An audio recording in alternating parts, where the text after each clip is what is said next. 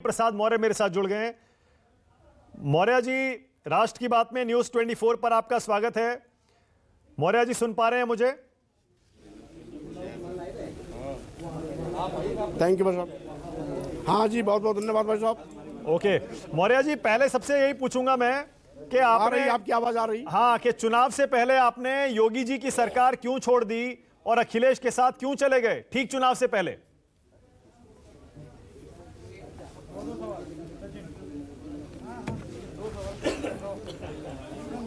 मंत्रिमंडल से मंत्री पद का इस्तीफा स्वाभाविक रूप से एक बड़ा फैसला है। इस फैसले में 5 साल के कड़वे अनुभव, गरीबों के साथ किए गए अन्याय की पीड़ा, समय समय पर रखी गई बातों को नजरअंदाज करना, मनमाने पूर्ण तरीके से अनुसूचित जाति, जनजाति और पिछड़े वर्गों के आरक्षण पर डकैती डालना, यहाँ तक कि आरक्षित पदों पर सामान्य वर्ग के लोगों की भर्ती करना, आपत्ति दर्ज कराने के बावजूद भी उस पर कार्रवाई न करना आदि कड़वा घूंट में पीता रहा। लेकिन जब उचित मौका आया तो मैंने अपना हथौड़ा चलाया और उसी का नतीजा है कि मैंने मंत्रिमंडल के मंत्री पद से इस्तीफा दिया। पर यह उचित मौका सर 4.5 साल में पहले क्यों नहीं आया? ठीक चुनाव से पहले क्यों आ गया?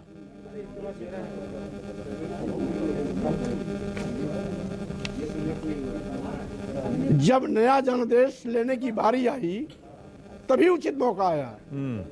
बीच में अगर 5 साल के लिए उत्तर प्रदेश की जनता ने इनको जनादेश का आदेश दिया था और उस सरकार में मैं मंत्री था, तो उस समय अपना विरोध दर्ज कराने के लिए हमारे लिए उचित प्लेटफॉर्म हमारा कैबिनेट था, राष्ट्रीय नेतृत्व था। मैं वहां बताता रहा।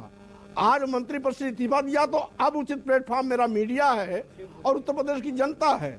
इसलिए उत्तर प्रदेश की जनता को आपके चैनल के माध्यम से मैं अब बहुत बात करना चाहता हूं।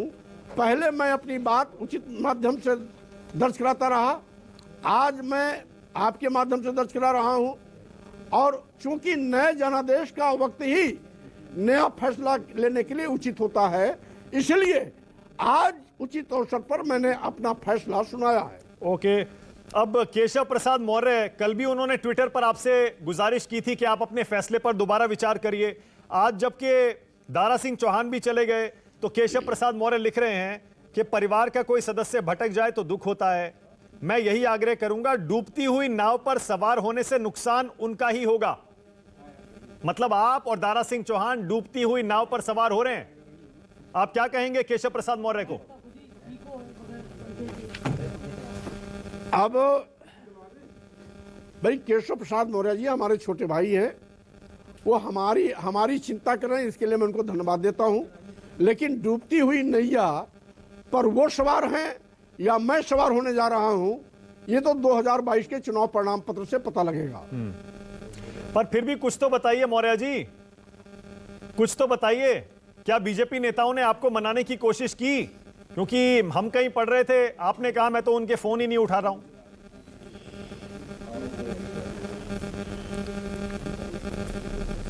भाई, इस्तीफा देने के बाद मैं लगातार जनता के बीच में हूं, मीडिया के बीच में हूं। एक भी क्षण मैं अपने लैंडलाइन टेलीफोन पर नहीं बैठ पाया हूं, अपने स्टाफ से भी कट गया हूं। क्योंकि प्रदेश से आने वाले लोगों की भीड़ जबरदस्त, इस्तीफा देने के बाद लगातार हजारों लोग कल आए, आज भी आने का सिलसिला जारी हुआ।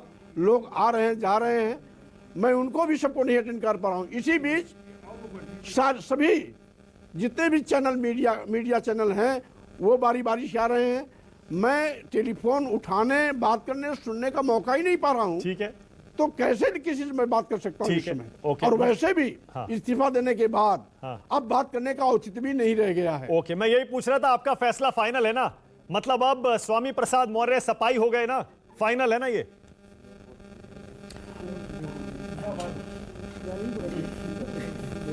भाई, मैं स्पष्ट कर देना चाहता हूं, मैं कहां हूं 14 जनवरी को पता लगेगा, लेकिन फैसला पर अडिग हूं। क्योंकि कमान से निकला हुआ तीर कभी वापस नहीं आता और राजनीति में लिया गया फैसला से कभी पीछे नहीं हटा जाता। इसलिए अब ये मेरा फैसला भारतीय जनता पार्टी सरकार की विदाई के लिए उनकी ताबूत में अंतिम कील ठोकेगा। ओके, और मुख्यमंत्री कौन बनेगा? आप कह रहे हैं बीजेपी के ताबूत में कील ठुकेगी, तो फिर सरकार किसकी आ रही है 10 मार्च को?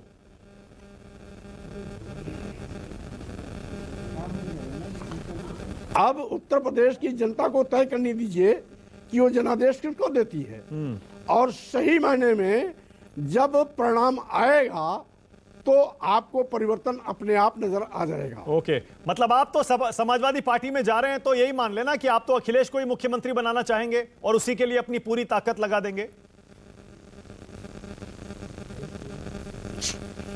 14 जनवरी को हम बिल्कुल स्पष्ट कर देंगे हम क्या कर रहे हैं। ओके, अभी तक मतलब स्पष्ट नहीं है क्या, या सिर्फ औपचारिकता बाकी है समाजवादी पार्टी में शामिल होने की? मौर्य जी,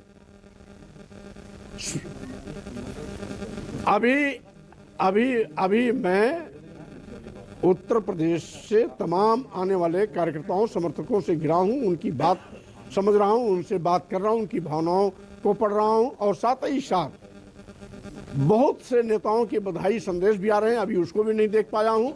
मैं सब कुछ देखने के बाद कल शाम तक निर्णय ले लूंगा, और जो भी निर्णय आएगा सार्वजनिक रूप से 14 जनवरी को उसको सब कुछ सुना दूंगा, और साथ ही साथ पूरा प्रदेश और देश आपके चैनल के माध्यम से देखेगा। पिछली बार जब आपने बीएसपी छोड़ी थी, आप बीजेपी में आए थे, बीजेपी की सरकार आ गई थी, आपको कुछ लोग मौसम वैज्ञानिक कहने लगे हैं उत्तर प्रदेश की राजनीति का कि आप हवा का रुख भांप लेते हैं किसकी सरकार आ रही है। आप इस बात से सहमत हैं क्या कि आपको पता लग गया है कि इस बार उत्तर प्रदेश में बदलाव की बयार बह रही है, और कौन आने वाला है ये भी आपको पता लग गया है?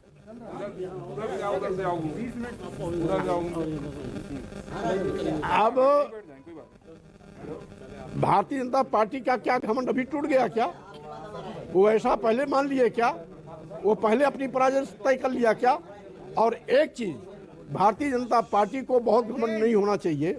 बहुजन समाज पार्टी छोड़ करके जब मैं भारतीय जनता पार्टी में आया था तो मेरे साथ लाखों लाख लोगों का एक जनाधार साथ में खड़ा हुआ, जिसके नाते इनकी आंधी बही, पूर्ण प्रचंड बहुमत की सरकार बनी, अपनी पीठ थपथपाए, और अब उनको मालूम है कि स्वामी प्रसाद मौर्य अब अगर साथ छोड़े हैं तो फिर कोई न कोई ऐसा करिश्मा होगा जिसमें भारतीय जनता पार्टी का सुपड़ा साफ होगा, फिर वनवास जाने के लिए मजबूर होना पड़ेगा। और स्वाभाविक रूप से स्वामी प्रसाद मौर्य जहां खड़े होते हैं, उत्तर प्रदेश का लाखों लाख लोगों का एक जनाधार उनके पीछे खड़ा दिखाई पड़ता है। बीजेपी वाले कुछ तो लोग ये कह रहे हैं कि इस बार जो मौर्य जाति के लोग हैं, जो गैर यादव ओबीसी के लोग हैं, वो तो केशव प्रसाद मौर्य हैं वहां पर, पिछड़े हुए नेता, तो बीजेपी उनको ले जाएगी इस बार भी, वो वोट अब इस बार भी उन्हीं के पास जाएगा, आपके जाने से कोई फर्क नहीं पड़ेगा, कुछ लोग ये कह रहे हैं।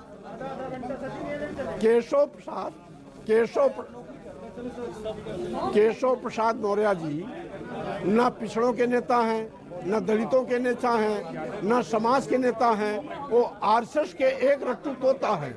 जो आरएसएस पढ़ाती है वो तोता की तरह रटते हैं, इसके सिवाय वो कुछ बोल ही नहीं सकते हैं। इसलिए जब डिप्टी सीएम रहते उनके पास एक भी दलित और पिछड़ा नहीं फटक पाता है, तो पैदल होने पर उनके पास कौन जाएगा?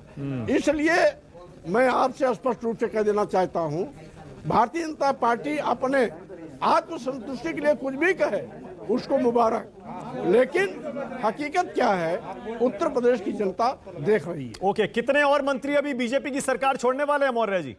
क्योंकि खबर आ रही है कुछ और मंत्रियों की चर्चा चल रही है, आज दारा सिंह चौहान हो गया, अभी एक दो और नाम है, आपको पता है क्या?